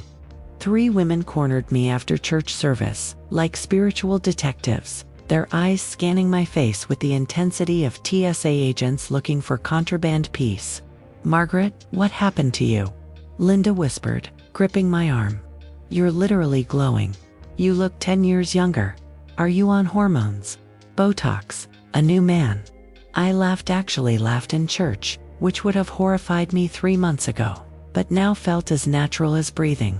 I started hanging out with God at 5 a.m., I said simply, and watched their faces cycle through skepticism, curiosity, and something that looked like hunger. We have coffee. Sometimes he talks, sometimes he doesn't. But apparently, divine friendship is better than retinol. They stared at me like I'd announced I was dating Elvis. But Patricia, the quiet one, grabbed my hand. The 347 wake-ups, she whispered. You know about them too. Jennifer had flown in from Wyoming just to witness what she called the Margaret effect, and she pulled me aside with urgent news. It's happening everywhere. The Facebook group hit 3,000 members overnight. Women are posting before and after photos, not of weight loss but of their faces, their countenance. They're calling it the 5 a.m. glow. Ruth says this is how revival starts, not from pulpits but from kitchen tables at dawn. She showed me screenshots. Women in Japan, Australia, South Africa, all waking at their version of thin veil time, all discovering that their insomnia was actually invitation. But then she dropped the bomb. Margaret, the enemy notices when fruit becomes visible. Ruth needs to tell you something. About her daughter. About why she knows the darkness fights back when the light gets too bright. Ruth sat in my kitchen at 2 p.m., looking every one of her 73 years for the first time since I'd known her, holding a photo of a beautiful young woman who had her eyes. Rebecca started waking at 3:47 when she turned 21. Ruth began, voice steady but eyes swimming. I didn't know then what I know now. Thought it was anxiety. Got her medicated. Told her to ignore the wake-ups, to push through, to be normal. The medication numbed the calling but also numbed her ability to feel God. She killed herself at 25, left a note. The silence where God used to be is unbearable. The photo trembled in Ruth's weathered hands. I started waking at 3:47 the night she died. Took me 5 years to understand. The wake-ups weren't the problem, they were the solution. Rebecca was being called to be a watcher, but I taught her to silence the call instead of answering it. The voice of wasted years seized this moment with vicious precision. You're going to be responsible for vulnerable women thinking their insomnia is spiritual calling. They'll stop taking medication. Someone will get hurt. Someone's daughter will die, and it will be your fault for spreading this dangerous delusion. But Ruth continued, fierce now. That's why I recognize the real ones, Margaret. Why I knew you were being recruited, not broken. The enemy doesn't want us to know that some of us are chosen for the night watch. That our disorders might be divine orders. He killed my Rebecca with silence. I won't let him kill another. Jennifer reached across the table, taking Ruth's hand, then mine, creating a circuit of understanding. We were in a war we hadn't signed up for, visible fruit making us visible targets. Jennifer from chapter 9 has news, I said, remembering the pattern of warnings, and Jennifer nodded grimly. 3 women from the group have reported increased spiritual warfare since joining marriages suddenly in crisis. Health scares, children acting out. But here's the thing, they're not quitting, they're doubling down. One woman in Texas wrote, if the enemy is this mad, we must be doing something right. The fruit is visible, Margaret, but so is the fight. The question is, are you ready to lead when leadership means being a lightning rod? I thought of Rebecca, of my Sarah, of the 3,000 women now looking for meaning in their midnight hours, and realized the terrible truth. Visibility wasn't optional anymore. The glow couldn't be hidden. The fruit couldn't be unripened. The movement couldn't be stopped. But tomorrow would test everything. Because the voice of wasted years was about to manifest in a way I hadn't expected through a formal complaint to the church board about my dangerous clan influence, signed by 17 concerned members who thought my honesty about struggle was undermining pastoral authority. The medication temptation would arrive in the form of a prescription from Dr. Harrison, for when the stress becomes too much. The war was escalating, and I was a 56-year-old widow with 45 days left on her medical ultimatum, leading an army of insomniacs into a battle that had already claimed Ruth's daughter. The fruit was visible, yes, but so were the casualties. My prayer corner had evolved into what Sarah called Spiritual Command Central. 3 types of candles, 5 journals, 4 different kinds of prayers, color-coded sticky notes, a timer system, 2 Bible translations, and a spreadsheet tracking everyone's 347 wake patterns that would make NASA proud. I'd become the very thing I'd mocked, a Pharisee of the dawn hours, turning divine relationship into religious algorithm, systematizing the spirit, until he probably needed GPS to find me through all my protocols. The voice of wasted years loved this development. You've made prayer into performance art. Martha would be proud, so busy serving you've forgotten to sit. Mary knew better, but you've always been a Martha, haven't you? Even your spirituality needs a lesson plan. But here's the controversial truth that shattered my perfectly organized prayer life. Martha was right. Mary was incomplete, and the scripture that proves it is Luke 10:41-42. Where Jesus doesn't condemn Martha's service, he condemns her anxiety about it. Martha's gift was structure, her curse was stress. Mary's gift was presence. Her weakness was passivity. And maybe, just maybe, at 3:47 a.m., God was calling us to be both. Martha's hands with Mary's heart, creating rhythm without rigidity, structure without stress. I stared at my elaborate prayer setup and heard God laughing, actually laughing not at me, but with me, like a parent watching their child turn a simple game into the Olympics. Margaret, the divine whisper came at 5:23 a.m. I don't need your performance, but I do love your personality. Stop hiding it behind holy protocols. That morning, I destroyed everything, not in anger, but in liberation. Threw the spreadsheets in the trash, scattered the sticky notes like confetti, mixed all the different prayer journals into one glorious mess. Then I sat in the wreckage and asked the real question. God, how do you want to meet with me? The answer came through memories. David and I best connected over coffee and crosswords. Our deepest conversations happening sideways while focused on 7-letter words for redemption. My best teaching happened through storytelling, not structure. My daughter and I bonded over shared silence more than scheduled calls. So why was I trying to meet God through someone else's template? Why was I turning thin veil time into thick red tape? Jennifer called during my demolition. Panicked. Margaret, the group is splitting. Some want formal curriculum workbooks, certificates, levels of advancement. Others want pure flow, no structure, just spirit. They're fighting about whether to be Marthas or Marys, and they're looking to you for the answer. I looked at my destroyed command central, then at the single candle I'd lit in the ruins, and knew exactly what to say. Tell them both groups are right. Some of us meet God in structure, some in spontaneity. Some need Martha's framework, some need Mary's freedom. The rhythm isn't the relationship, it's just the container. God speaks Excel to accountants and poetry to artists. The only wrong way to pray is the way that isn't yours. Sarah's therapist. Recommendation sat on my counter next to Dr. Harrison's prescription to escape routes from this overwhelming calling. 2 ways to medicate away the midnight summons and return to normal. The temptation whispered seductively. You could take these. Sleep through 3:47. Wake at a reasonable hour. Have a simple faith that doesn't require spreadsheets or their destruction. You could be a regular widow with regular grief and regular prayers. But regular was what had been killing me slowly for 2 years. Regular was what Ruth's daughter had chosen, and it led to permanent silence.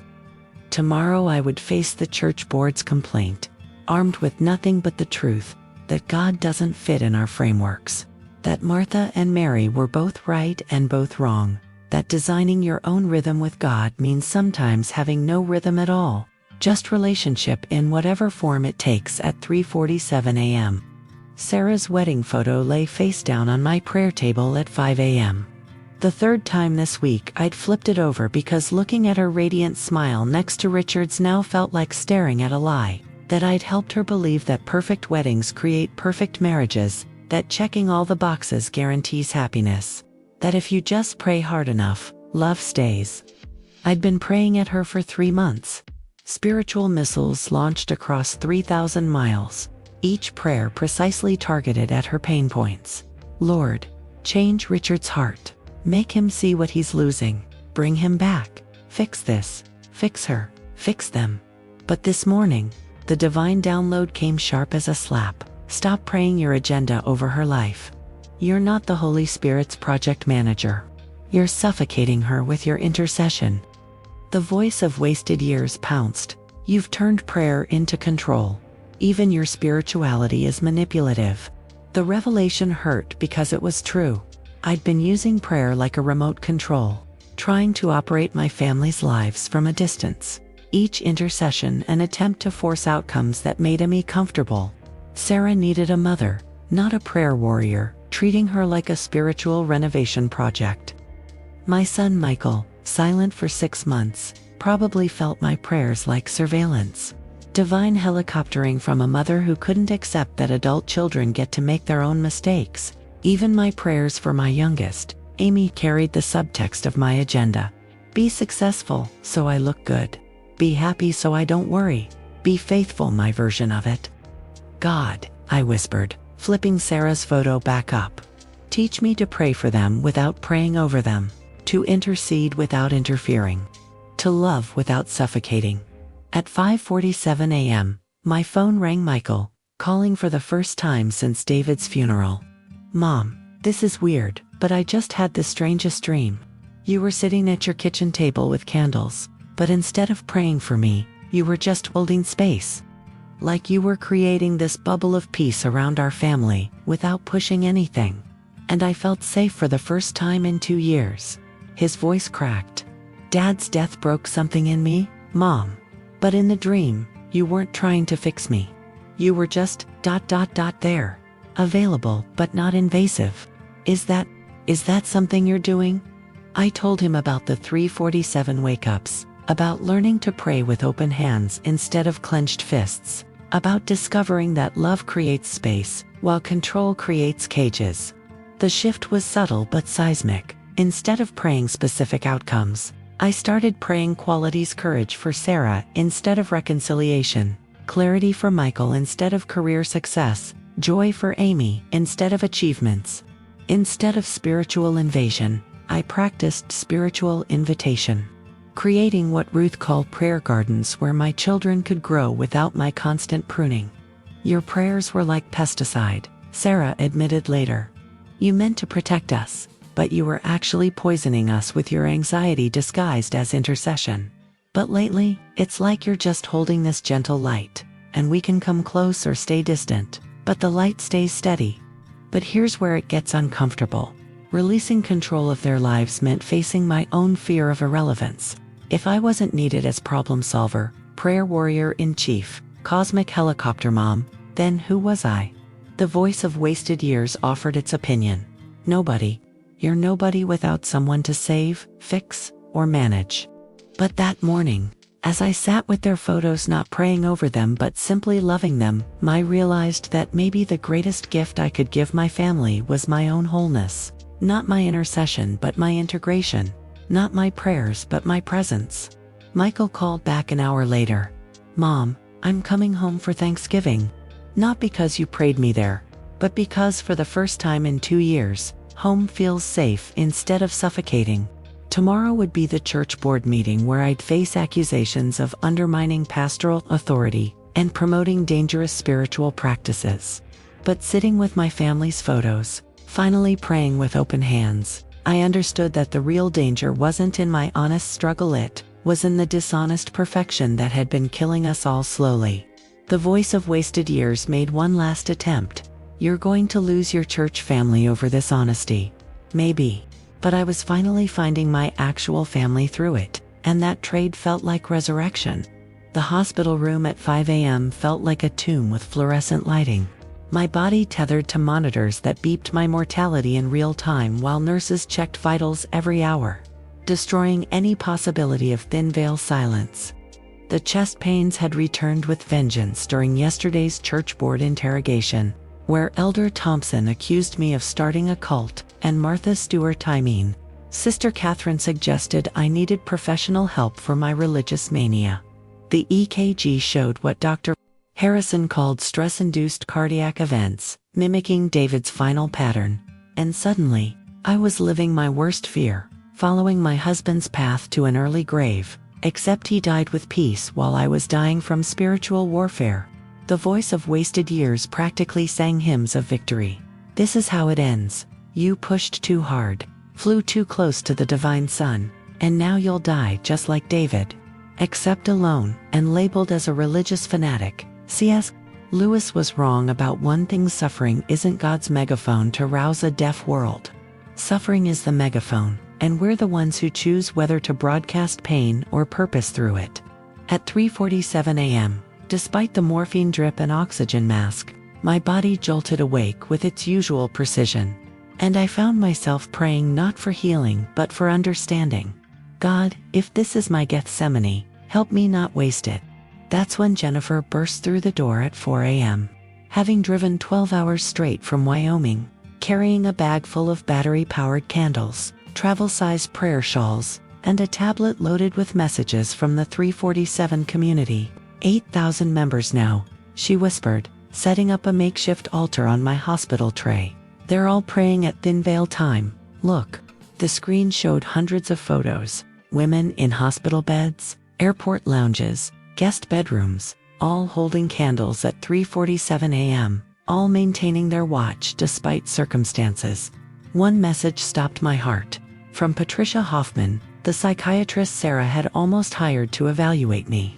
Margaret, I've been a watcher for 7 years. Started after my own husband's death. I'm also the psychiatrist who evaluated 3 board members' wives for religious mania over the past 5 years. Each one was waking at 3:47. Each one was medicated into silence. Each one lost their spiritual gift. The pattern isn't mental illness, it's spiritual calling that threatens religious status quo. Don't let them medicate your midnight. P.S. I'm flying in from Maine. We need to talk. The full circle was dizzying. The very professional who was supposed to diagnose me as delusional was actually part of the network, another wounded healer hiding in plain sight. Ruth arrived at dawn with reinforcements. 12 women from various churches, all watchers, all carrying battery-powered candles. They surrounded my bed like a geriatric spiritual SWAT team, and Ruth announced, "We're having 5 a.m. prayer right here. Let the nurses complain." But the nurses didn't complain. 3 of them joined us, admitting they'd been following the Facebook group, that they too woke at 3:47, that the night shift wasn't coincidence but calling. My hospital room became a thin veil sanctuary. 15 women creating sacred space in the most antiseptic environment possible, proving that the practice wasn't dependent on perfect conditions, but on persistent presence. Even the heart monitor seemed to calm, my rhythms stabilizing as we prayed together. But the real miracle came through Sarah's video call at 5:23 a.m. "Mom, the church board called me, trying to stage an intervention. But I told them something that made them go silent. I'm pregnant. 3 months, the baby's due exactly 3 years after Dad died. Full circle of grief to joy. And Mom, every morning at 3:47, the baby moves. Every single morning. Like they're already part of the Watchers. Already responding to thin veil time. This isn't mania, Mom. This is generational calling. And my child is already answering." The loop was completing. My spiritual awakening wasn't killing me like David's heart hit was preparing me for new life, literal and metaphorical. Dr. Harrison arrived with test results, visibly confused. "Margaret, your numbers are stabilizing in ways that don't make medical sense. Whatever you're doing in here, the prayer group, the candles, this 3:47 practice eats, actually reversing the stress markers. I'm not saying prayer is healing you, but I can't explain this any other way." Full circle to chapter 1's darkness. That bathroom floor breakdown at 3:47 hadn't been the beginning of the end, but the end of the beginning. Tomorrow would bring revelation in David's final journal, but tonight, surrounded by Watchers in a hospital room, I finally understood. Staying steady didn't mean maintaining perfect practice. It meant maintaining presence even when everything else fell apart. David's hidden journal fell from behind his filing cabinet at 5:23 a.m. when I knocked it over reaching for tax documents, because even mystical warriors have to deal with the IRS, and the leather-bound book opened to a page dated 1 week before his death. "Maggie will find this when she's ready to understand. The 5 a.m. prayer movement isn't starting, it's returning." 1947 to 2027, 80 years of preparation. The Watchers aren't new. They're remembering. Tell them about 5 a.m. Tell them about the grandmothers who prayed us into existence. Tell them the kingdom doesn't have a retirement plan. My hands shook as I read his documentation. 3 generations of women in his family who woke at 3:47, who prayed at 5 o'clock, who were medicated, institutionalized, or silenced for their religious hysteria that was actually prophetic intercession. The pages revealed everything David had been researching for 15 years, connecting dots I hadn't known existed. The 3:47 phenomenon peaked in women over 50, particularly widows, empty nesters, and those facing major transitions. He'd found medical journals dismissing it as hormonal, psychiatric papers labeling it as depression, but also ancient texts calling it the hour of the Watchers, when the veil between heaven and earth was thinnest. His final entry, dated the morning of his heart attack: "My death will trigger Maggie's awakening. She resist for 2 years, then surrender. Sarah will follow. The grandchild will be born knowing. The movement will reach 10,000 by year 3, 100,000 by year 5. The enemy will attack through religion itself, board meetings, concerned interventions, psychiatric labels, but the Watchers will rise anyway. They always do, every 80 years. When the world needs intercessors more than it needs sleep." Sarah arrived at the house at 7 a.m., finding me surrounded by David's research, tears streaming, but not from grief, from recognition. "Mom," she said slowly, reading over my shoulder, "Dad knew he was going to die. He knew you'd become this. He knew about my pregnancy before I was even married. How is this possible?" But I was staring at a photo tucked in the journal. David's grandmother, Elizabeth, standing with 43 women in 1947, all wearing what looked like prayer shawls, all holding candles, with a banner reading the 5 a.m. rising. On the back, in faded ink, "Before they medicated us into silence. Before they called us hysterical. when we still remembered our power. For Margaret, when her time comes, the voice of wasted years made its final, desperate stand. This is conspiracy theory meets religious delusion. David was sick, seeing patterns that weren't there. You're building a movement on a dying man's fantasies. But then Patricia Hoffman arrived, the psychiatrist from Maine carrying her own family records. 3 generations of women diagnosed with religious mania who all woke at 3:47. "Margaret," she said urgently, "I've been researching this for 20 years. Every 80 years, there's a surge in what medicine calls postmenopausal spiritual emergence. 1787, 1867, 1947, and now 2027 is approaching. Each time, women over 50 suddenly develop symptoms, insomnia at specific hours, heightened spiritual sensitivity, spontaneous prayer movements. Each time, the medical establishment pathologizes it. Each time, the religious establishment fears it. But look," she showed me newspaper clippings, "every major spiritual revival followed these women's awakening." Sarah grabbed my hand, her own trembling. "Mom, I was wrong. You're not having a breakdown, you're having a breakthrough. And Dad was your John the Baptist, preparing the way." The magnitude hit me. I wasn't just a retired teacher finding purpose. I was part of something ancient, cyclical, necessary. The kingdom didn't have retirement because the kingdom recognized that women over 50 weren't finished, they were just getting started. Their children raised, their careers completed, their energy finally free for the real work. David's final words finally made sense. Tell them about 5 a.m. Wasn't about a time, it was about a movement that had been trying to birth itself for generations, always suppressed, always returning. But the confrontation was immediate. Elder Thompson stood at my door with formal papers. "Margaret, the board has voted. Either you cease this 347 movement and submit to pastoral counseling, or your membership will be revoked."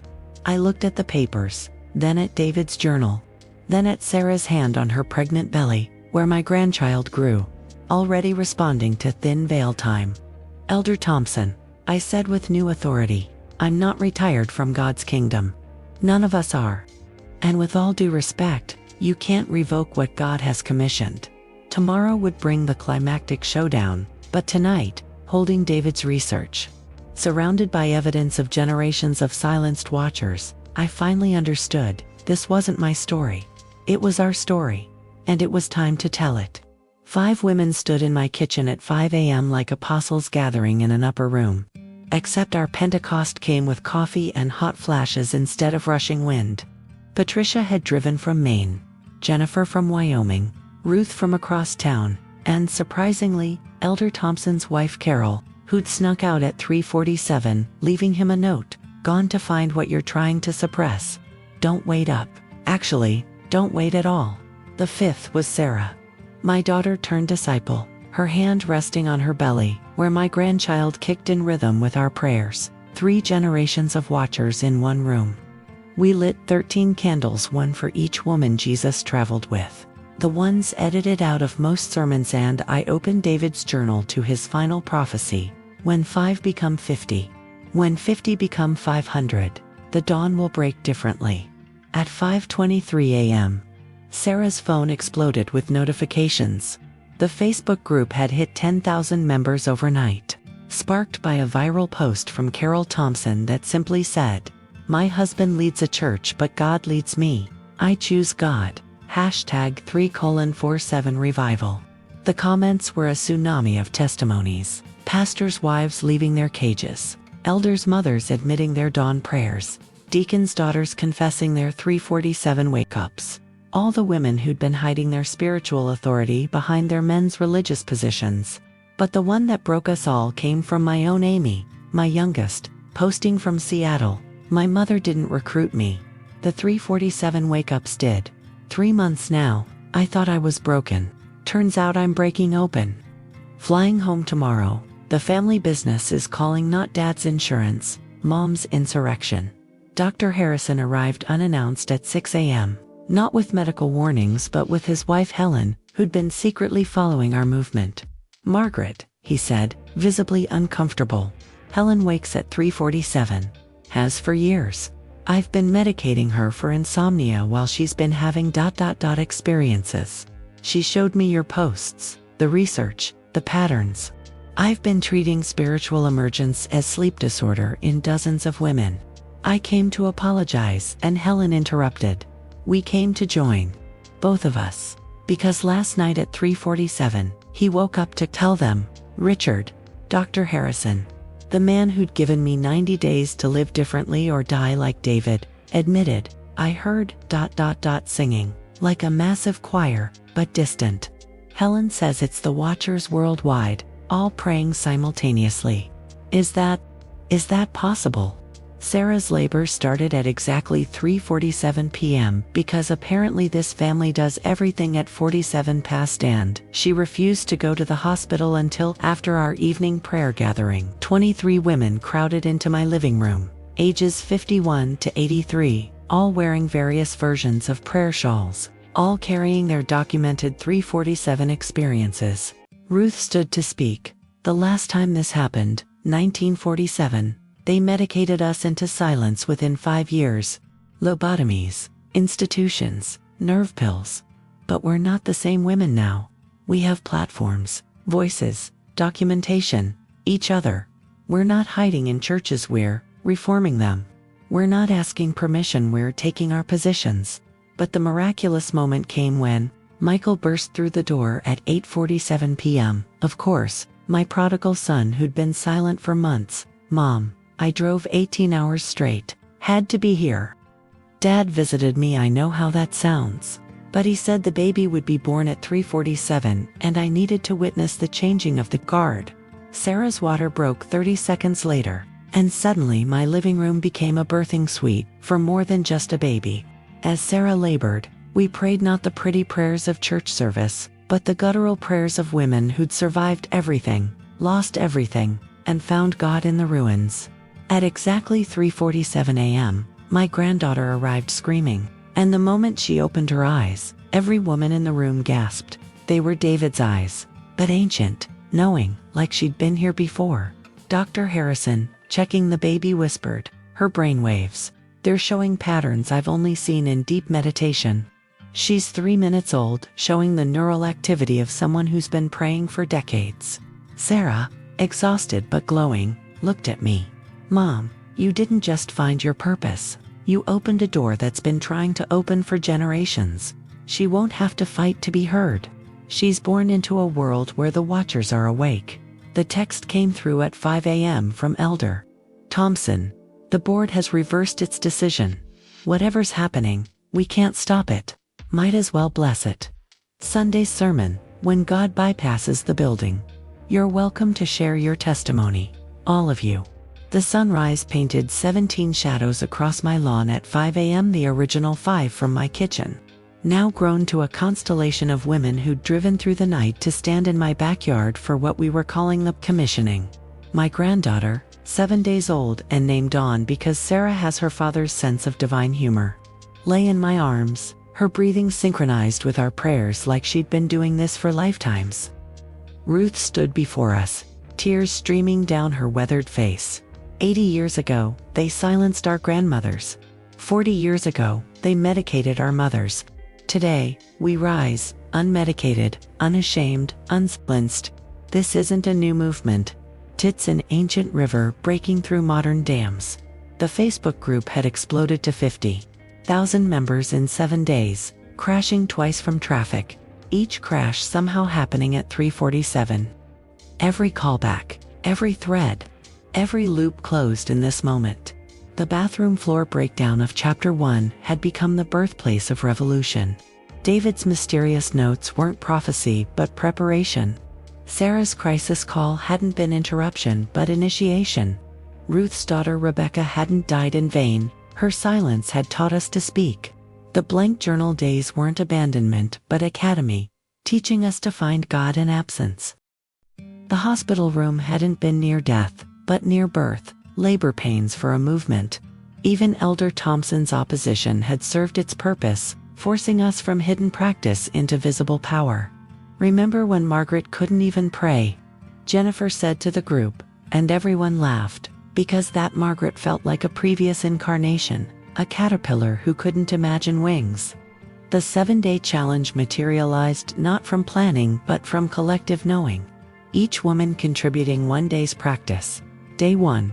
Wake when you wake, no alarms, just awareness. Day 2. Light 1 candle, speak 1 true sentence. Day 3. Listen for 13 minutes. Document what comes. Day 4. Pray over someone without their knowing. Day 5. Share your struggle without shame. Day 6. Create sacred space in the mundane. Day 7. Rest in the presence, require nothing.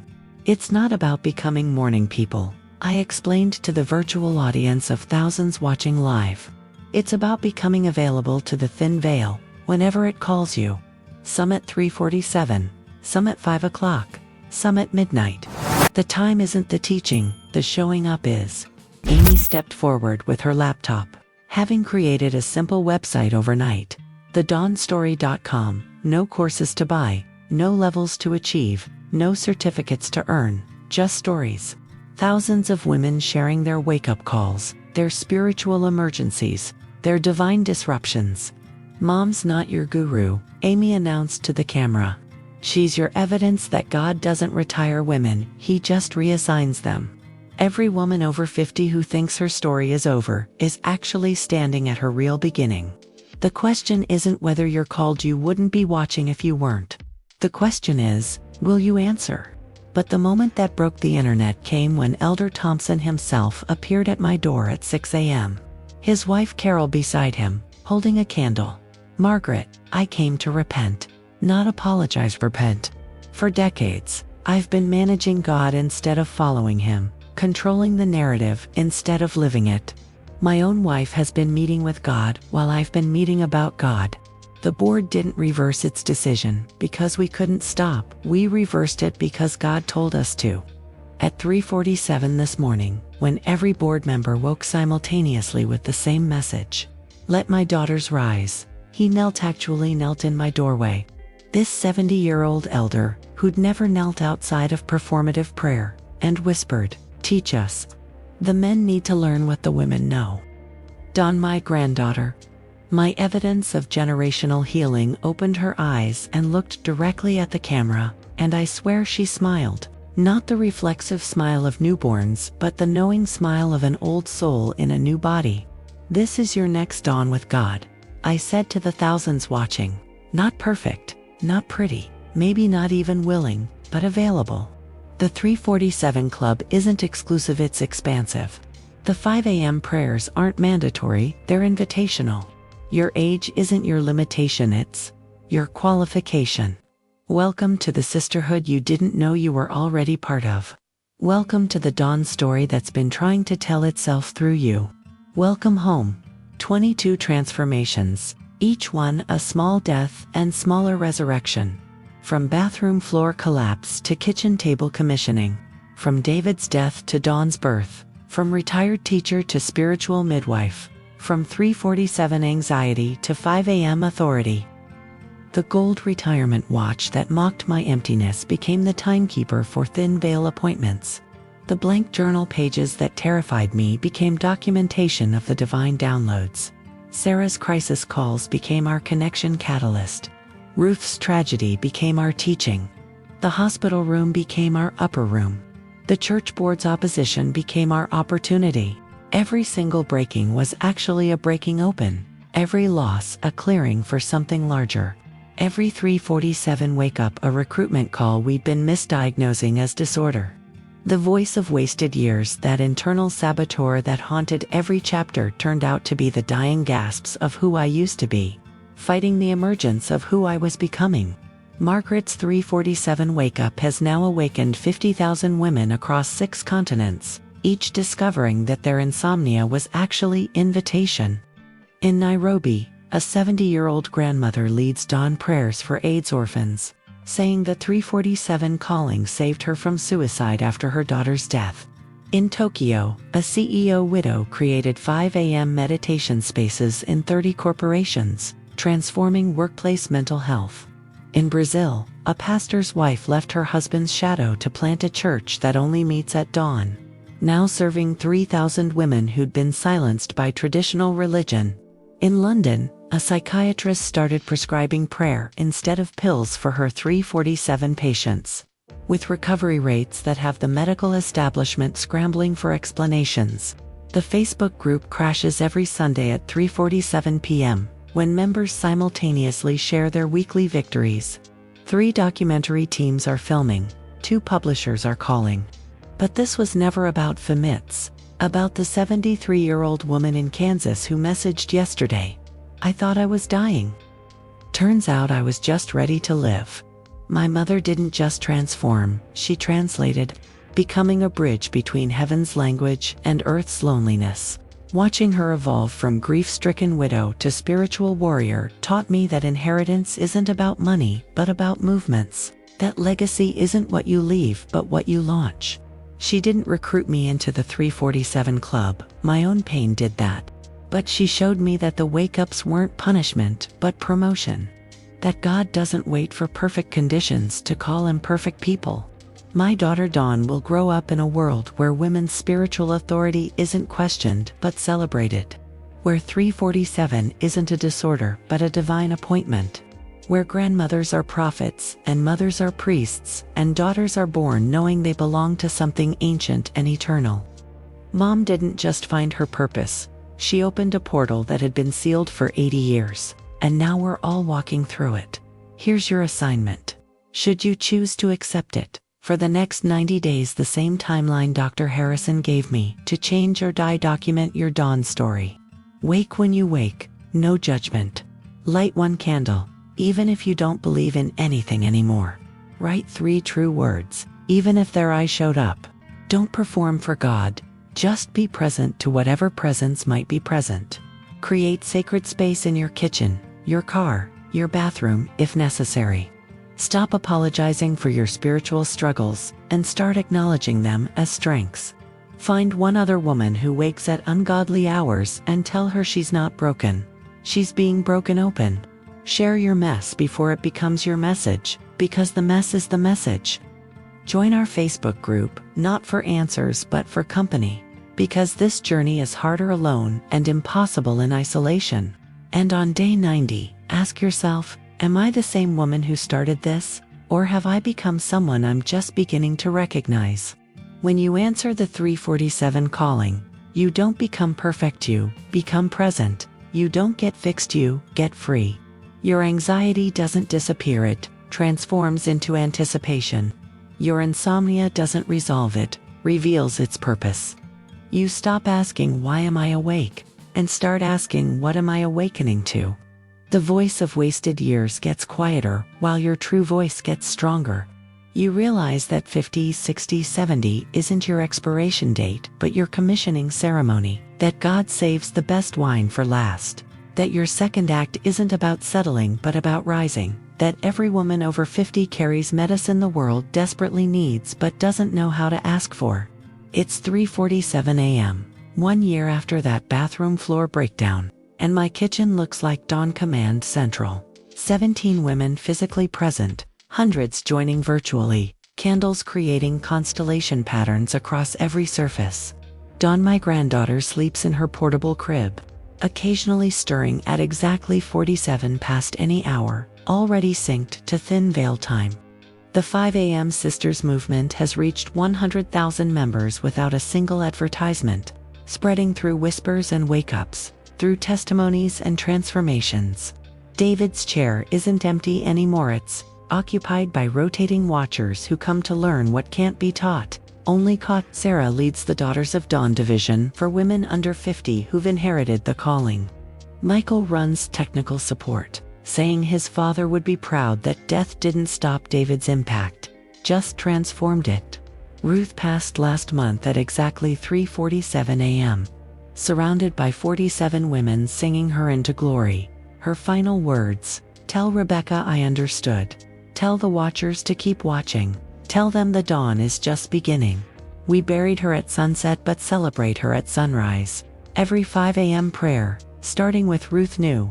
The voice of wasted years hasn't spoken in 6 months, replaced by what I now recognize as the voice of collected wisdom. All our grandmothers, all our foremothers, all the silenced women finally finding their frequencies through our willing throats. This morning's download came with unusual clarity. The movement isn't about you, Margaret. You were just the first domino. Watch what happens when one woman's breaking becomes 10,000 women's breakthrough. I look at these women in my kitchen. Former strangers, now family. Former insomniacs, now intercessors. Former purposeless, now powerful, and realize the cosmic joke. We thought we were too old to matter, but God was waiting for us to be old enough to stop caring what anyone thought, old enough to trade reputation for revelation, old enough to know that 3:47 a.m. isn't when insomnia happens, it's when heaven happens. Welcome to your dawn story. It's been waiting for you since before you were born. Written in the spiritual DNA of every woman who's ever woken in the darkness, wondering why. The answer isn't complicated. You wake at 3:47 because that's when the world needs watchers most. When prayers travel fastest. When broken women become bridges between sleeping earth and sleepless heaven.